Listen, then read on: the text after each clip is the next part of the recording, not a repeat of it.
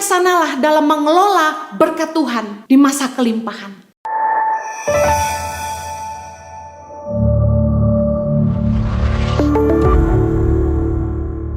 Mau penghasilan sebesar apapun, kalau kita tidak pandai-pandai mengelola, kita akan kehabisan juga. Bijaksanalah dalam mengelola berkat Tuhan di masa kelimpahan.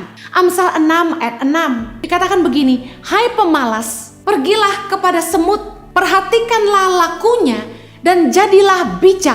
Biarpun tidak ada pemimpinnya, pengaturnya, atau penguasanya, ia menyediakan rotinya di musim panas dan mengumpulkan makanannya pada waktu panen." Di ayat ke-8 dikatakan bahwa semut-semut itu menyediakan rotinya di musim panas dan mengumpulkan makanannya pada waktu panen. Di dalam hidup ini, segala sesuatu ada masanya. Ketika musim panas mereka bekerja giat. Bahkan dikatakan meskipun tidak ada pemimpin, tidak ada pengatur, tidak ada penguasa, semut-semut ini hebat sekali bisa memimpin dirinya sendiri. Bekerja keras di musim panas dan mengumpulkan makanan di waktu panen supaya mereka siap menghadapi musim dingin di mana mereka tidak bisa lagi mengumpulkan. Bijaksanalah dalam mengelola berkat Tuhan di masa kelimpahan. Ibu-ibu, para wanita, dengar baik. Selama masih ada yang mengumpulkan, yang menerima, jangan malah menghabiskan. Mumpung suami masih sehat dan kuat, istri yang bijak jangan hanyut dalam kemewahan. Tiap kali dapat uang dari suami, jangan dihabiskan hanya untuk kemewahan.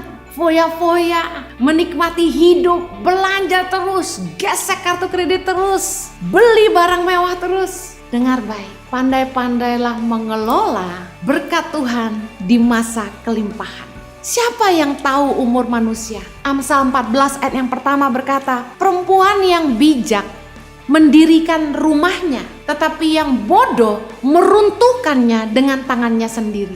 Sayang sekali banyak wanita yang ketika suaminya masih sehat dan menghasilkan uang yang banyak, mereka terlalu hanyut dalam kemewahan dan lupa untuk mengelola dan tidak mengerti apa-apa tentang pekerjaan suaminya. Dan ketika hari itu datang, yaitu hari di mana kita tidak tahu apa yang akan terjadi ke depan. Umur manusia siapa yang tahu? Ketika suaminya dipanggil pulang ke rumah Bapa di sorga, mereka kelimpungan. Ada seorang istri yang masih sangat muda. Suaminya seorang kontraktor IT yang luar biasa. Suaminya luar biasa berkarya dan menghasilkan uang yang begitu banyak. Tetapi sangat disayangkan istrinya nggak tahu apa-apa tentang pekerjaan suaminya. Dan kemudian suatu hari suaminya terkena serangan jantung dan suaminya meninggal saat itu. Proyek-proyek suami yang masih berjalan terhenti seketika. Bahkan istrinya nggak tahu apa-apa tentang pekerjaan suaminya. Apa yang terjadi? Terpaksa jual aset sana-sini untuk bertahan hidup. Oleh karena itu, ini jadi pelajaran penting sebagai wanita. Kita harus bangkit di masa sulit. Pandai-pandailah mengatur, mengelola, dan yang paling penting, mengerti kata cukup. Dalam Amsal 31 ayat yang 10, dikatakan istri yang cakap, siapakah yang akan mendapatkannya? Ia lebih berharga daripada permata. Hati suaminya percaya kepadanya. Suaminya tidak akan kekurangan keuntungan. Kenapa dikatakan hati suaminya percaya kepadanya dan suaminya tidak akan kekurangan keuntungan? Berarti begini, suaminya bekerja keras, istrinya jadi bendahara. Suaminya yang mengusahakan, istrinya yang jadi menteri keuangan. Suaminya menitipkan uang kepada istrinya dan ternyata istrinya ini pandai mengelola. Itu yang membuat hati suaminya percaya kepadanya dan dia tidak kekurangan keuntungan. Artinya apa yang diberikan oleh suaminya tidak dihabiskan. Beberapa wanita curhat sama saya bahwa suaminya tidak pernah memberitahu berapa besar penghasilannya, bahkan suaminya yang ngatur uang, yang pegang uang, dan istri gak pernah dikasih apa-apa, dan istri cuma dikasih uang belanja pas-pasan. Jawabannya sederhana, apakah sebagai istri Anda telah membuktikan bahwa Anda pandai mengelola? Dengar, ayat ini berkata, Amsal 31 ayat 11, hati suaminya percaya kepadanya, suaminya tidak akan kekurangan keuntungan. Berarti kita sebagai istri harus pandai mengelola. Jangan sampai apa yang diberikan oleh suami kita habiskan untuk foya-foya. Dan itu yang membuat hati suami percaya kepada kita. Dikatakan dalam Amsal 31 ayat 15, wanita yang cakap ini dia bangun kalau masih malam, lalu menyediakan makanan untuk seisi rumahnya dan membagi-bagikan tugas kepada pelayan-pelayannya perempuan.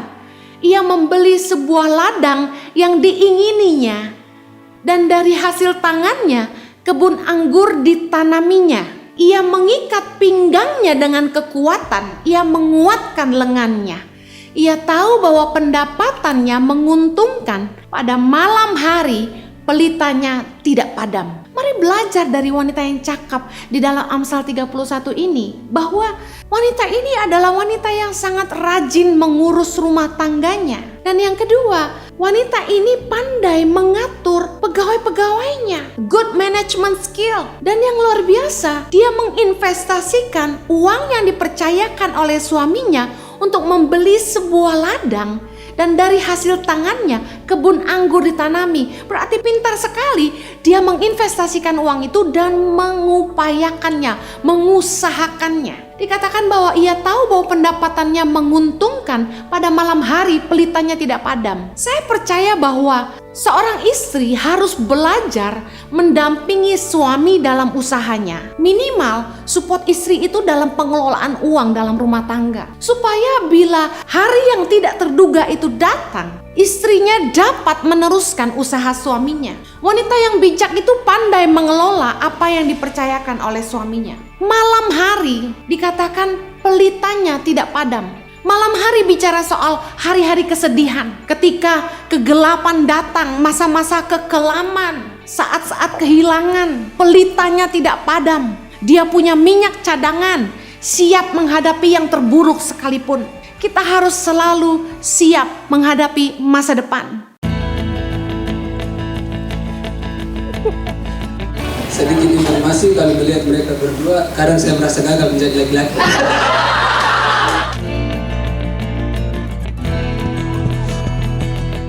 Akhirnya.